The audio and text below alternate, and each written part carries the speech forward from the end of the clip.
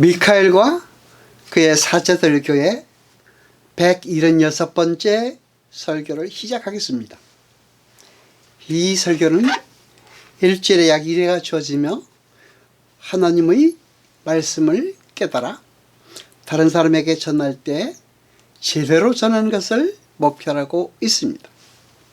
하나님의 말씀이 주어질 때 열심히 공부해서 목표를 이루시기 바랍니다. 요한복음 14장 2절로 3절까지 봅니다. 내 아버지 집에 거할 곳이 많도다. 그렇지 않으면 너희에게 일렀으리라. 내가 너희를 위하여 처소를 예비하러 가노니 가서 너희를 위하여 처소를 예비하면 내가 다시 와서 너희를 내게로 영접하여 나 있는 곳에 너희도 있게 하리라. 아멘. 2절은 보면은 예수님께서 뭐라고 말씀하셨습니까? 내 아버지 집에 거할 것이 많다라고 하셨습니다. 그렇죠? 그리고는 내가 너희를 위해 처소를 예비하러 간다라고 하십니다. 그렇죠? 여러분, 그 처소는 어디입니까? 하나님 나라라는 것, 즉 성도들과 하나님의 처소라는 것은 하나님과 성도가 함께 거하는 것을 말하는데, 하나님과 성도가 함께 거하기 위해서는 1차적으로 성도들의 죄의 문제가 해결되어야 합니다. 왜냐하면 하나님과 죄인은 절대로 함께 공존할 수 없기 때문입니다. 그렇죠? 그런데 이 땅에 태어나는 모든 인간들은 마음이 부패하고 거짓되어 그 누구도 하나님과 함께 거할 수 있는 사람은 없습니다.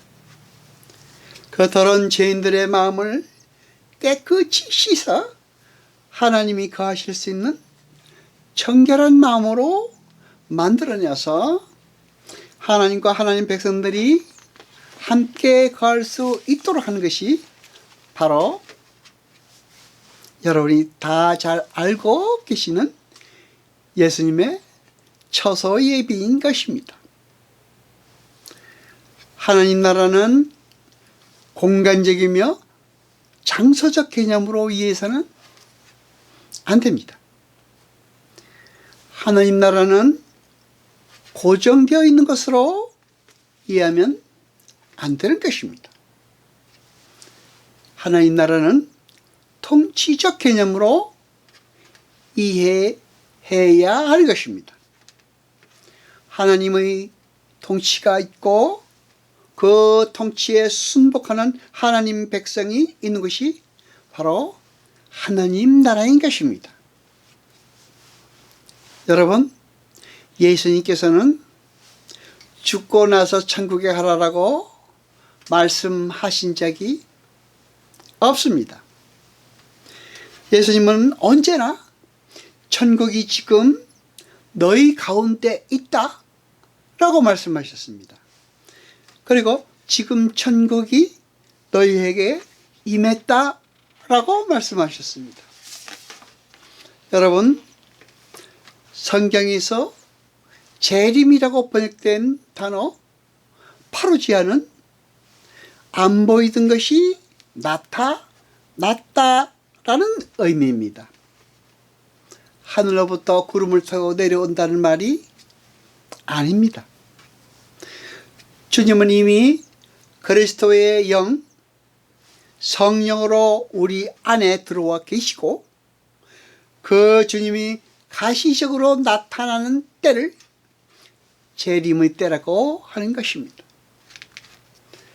그러니까 영적 초소는 창세전에 하나님과 예수님의 언약 속에서 이미 완성된 것이고 그것이 역사 속에서 골고다의 십자가로 나타난 것이며, 그 영적으로 완성된 처소가 눈에 보이는 가시적 처소로 지어져 가는 것이 성도의 신앙생활인 것입니다.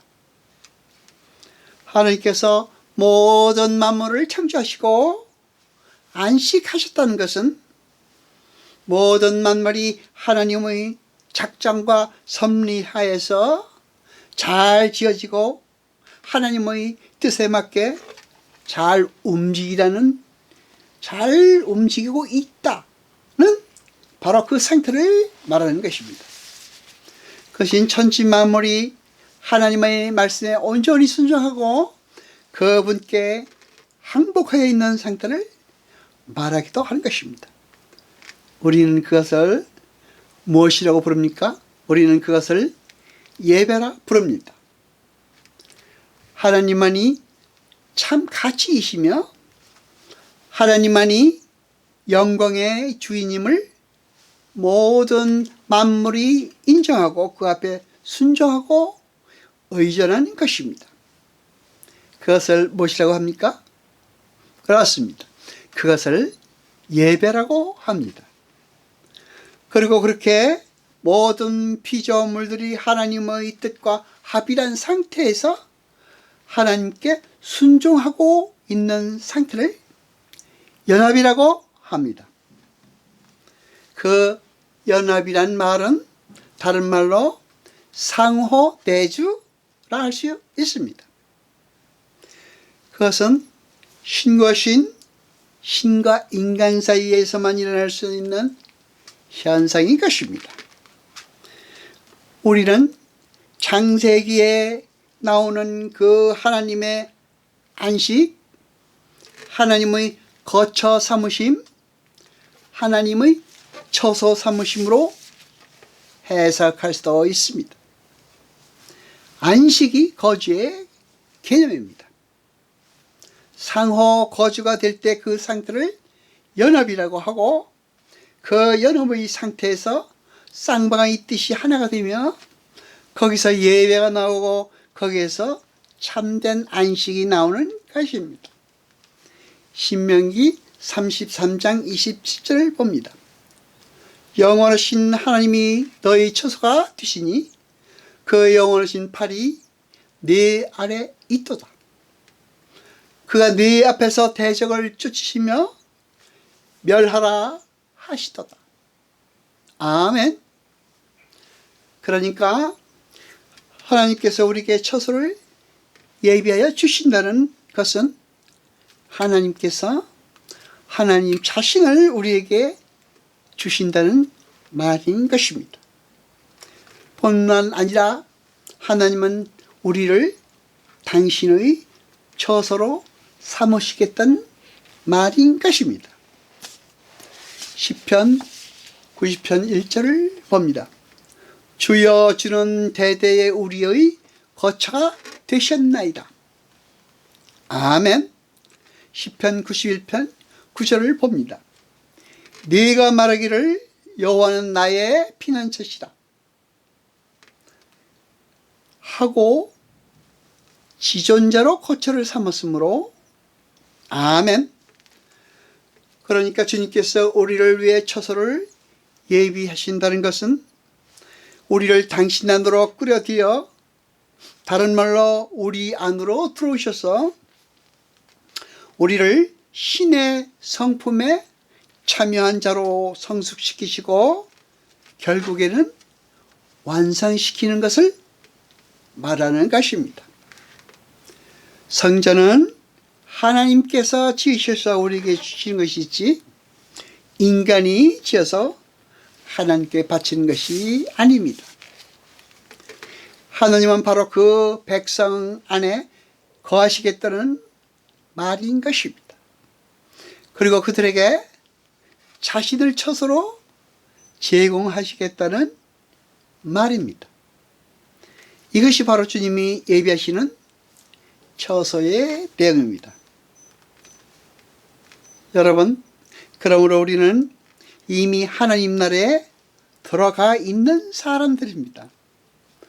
그런데 현재의 시간 속에서 하나님 나라에 들어가고 있습니다. 그러니까 우리는 완성된 지점에서 과정을 바라보는 자들입니다. 그것을 무엇이라고 합니까? 그렇습니다. 그것을 믿음이라고 합니다. 하나님께서 예수 그리스도를 통하여 우리의 처소를 예비하신다는 것은 예수 그리스도의 십자가 보혈을 근거로 우리의 더러운 죄를 다 씻어버리심으로 당신이 우리 속에 거하실 수 있게 하시는 성도의 구원 이야기를 달리 표현하신 것입니다. 이제 성도들은 하나님의 처소가 되었고 하나님은 성도들의 처소가 되었습니다. 예수님은 영적으로 이미 우리를 하나님의 처소로 만들어 놓으셨고 이 역사 속에서 가시적으로 만들고 계십니다. 여러분, 그것을 무엇이라고 합니까? 그것이 구원의 과거 시제와 구원의 현재 시제와 구원의 미래 시제인 것입니다. 오늘은 여기까지 공부합니다. 기도하시겠습니다. 여호와 아버지 하나님 거룩하시며 세세토록 영광과 찬송 받소서. 말씀을 들 때 깨닫게 하시고 우리로 진리를 알게 하소서. 이 모든 것 감사드리며 우리 주 예수 그리스도 이름으로 기도드리옵나이다. 아멘.